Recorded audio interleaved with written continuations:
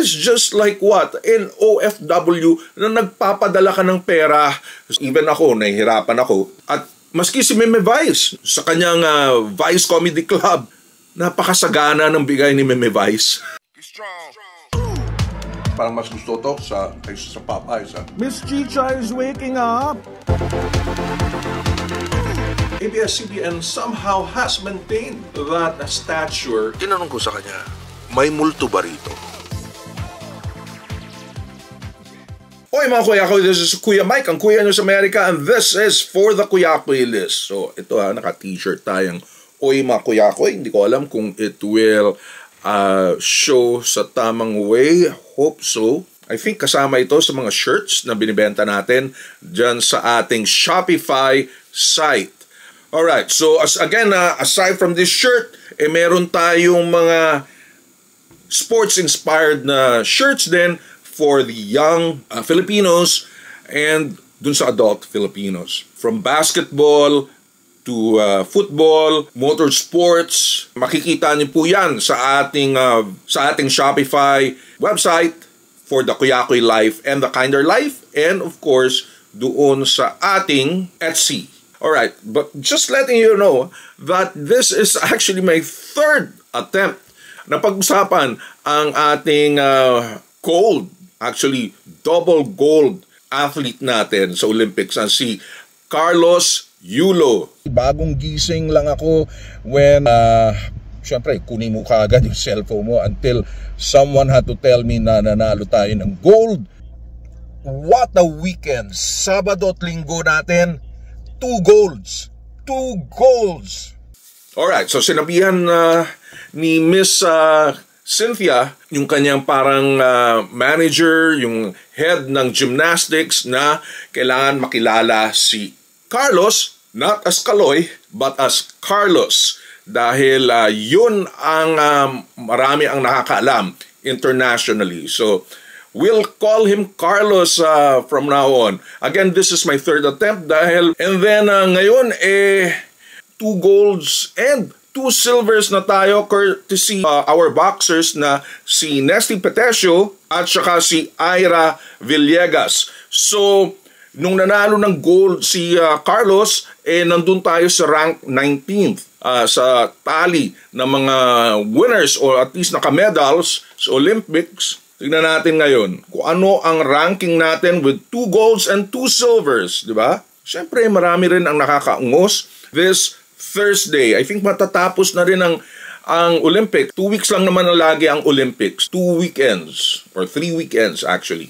Thank you po sa lahat na manlalaro natin, mga atleta natin, from EJ Obiena na sayang naka 4th place siya, pero yun nga sabi niya, pinakamahirap na posisyon yung 4th place ka lang kasi muntik-muntikan ka na. Actually ano na siya, naka-bronze na siya, mag-3rd na siya actually, and then biglang may pumasok.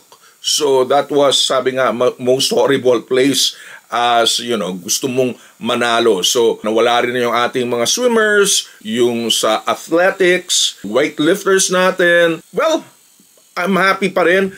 At least masayang-masaya ang buong Pilipinas, ang mga Filipinos all over the world. Pero I guess my third attempt, pag-usapan natin is yung masalimuot. Actually, hindi naman. Kasi this is very typical of a Filipino problem, whether mayaman or mahirap. Pero dahil nga si Carlos Yulo, nangyari ito sa kanya at saka sa family niya, so kumbaga napapag-usapan. I will have to say na mahirap talaga to make a decision dahil mom siya and trying to make the whole family maka-rise, ahon niya every day sa situation. Hindi naman sila mayayaman. We know that. At the same time, nandito naman yung 24-year-old na si Carlos na pinaghirapan niya yung pera. It is just like what? An OFW na nagpapadala ka ng pera sa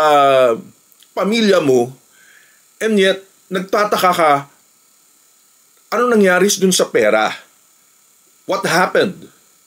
So, ganon. It's very typical na scenario as a son na nagbibigay o nagpro-provide, tapos magtatanong ka lang naman kung saan yung pera. At the same time, masasaktan talaga yung nanay. Why? Parang magtatanong ka where the money went for as long hindi naman napunta sa drugs or sa pagwawaldas sa casino or sa sugal. As a mom, you would like to say na, I hope you would trust me to take care of the money. Use it sa discretion niya. Dahil after all, may mga anak pa rin siya hoping na makakatulong yung pera na yon sa family ni Carlos. Ang alam ko, yung mga kapatid niya are also in training as gymnast. So, masakit rin sa nanay to do that. Pero masakit rin sa anak because of this, mga salita sa social media and dun sa pinaka-crucial moment na kailangan mo yung suporta, lalo na itong sa Olympics, magbibigay ka ng nakakawalang gana na salita. Instead na suportahan mo yung anak and whatever cause he has, and particularly itong ang Olympics, sana naman nagdahan-dahan na sa salita mo sa social media. And that really burned Carlos. Lalo na ngayon na may parang mistrust or distrust sa mom niya. Masakit. And then, andyan pa yung complication nung girlfriend. 24 years old na si Carlos and he needs that happiness. He needs that inspiration.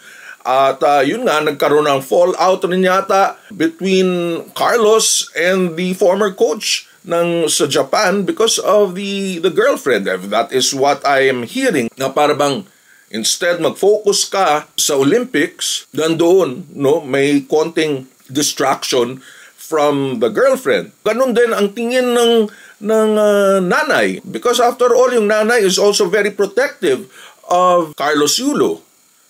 At nakikita na kakaiba ang gawi. I'm not saying na mali yung girlfriend niya.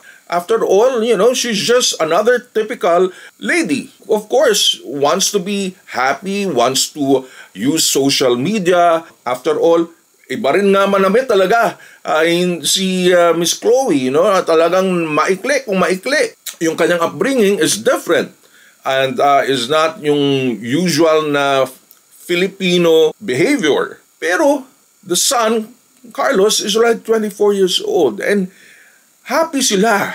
I see that talagang mahal ni Chloe si Carlos at si Carlos naman mahal na mahal niya yung girlfriend niya at paglalaban niya. And I think he has the right na ipaglaban niya. Pero syempre, mga Pinoy naman sabi niya, wala yan. Dahil hindi magandang impluensya and then after all, eventually, nandun ka pa rin pupunta sa nanay mo. Which to me naman is, ganun talaga mentality natin ng mga Filipinos na parang everything is about family. It's about, the respect due to the mom.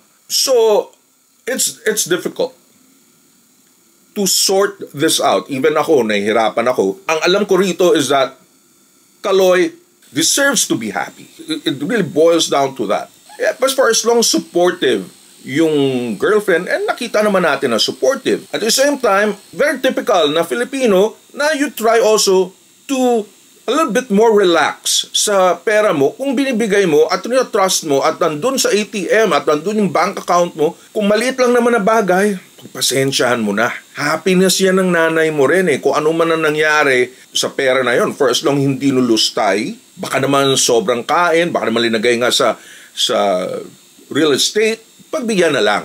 At ngayon naman, lalo na ngayon, bumuhos na yon ang pera sa'yo. You're getting at least 20 million in terms of cash incentives. Give mo na yan sa sarili mo. May have to decide rin na tulungan a bit yung family mo. I'm sure you will be happy to see them as happy as you are. May condominium ka pa na 3-bedroom, from 2-bedroom naging 3-bedroom from Mega World. Ang daming pagsasaludo sa'yo ng mga companies and I'm sure maraming silang maibibigay na kung ano-ano. May free pagkain from Vikings. At maski si Meme Vice, sa kanyang Vice Comedy Club, meron kang free na entrance, unlimited french fries, and unlimited na iced tea. Hindi ba? napakasagana ng bigay ni Meme Vice. I'm sure she was joking. So, take that blessing, soak sa pagmamahal sa iyo ng mga Filipinos. But at the same time, siguro, yung girlfriend mo, pag-usapan nyo yan ng girlfriend mo. Kung ano ang dapat na remedyo, particularly towards yung sa mom and yung family mo. After all, Chloe will be part of your family na rin. And I'm sure, ganun ka rin, Carlos, dun sa family ni Chloe. I'm sure mag-aayos din kayo. Hoping for the best for the Yulo family po. Again, ito po si Kuya Mike of the Kuya Kuy List. It's a branding and shopping channel for the global Filipino. Subscribe po kayo sa ating channel and then hit on that notification bell. And give it a thumbs up. And check the exclusive videos at $199 per month. Hanggang sa muli, ito po si Kuya Mike.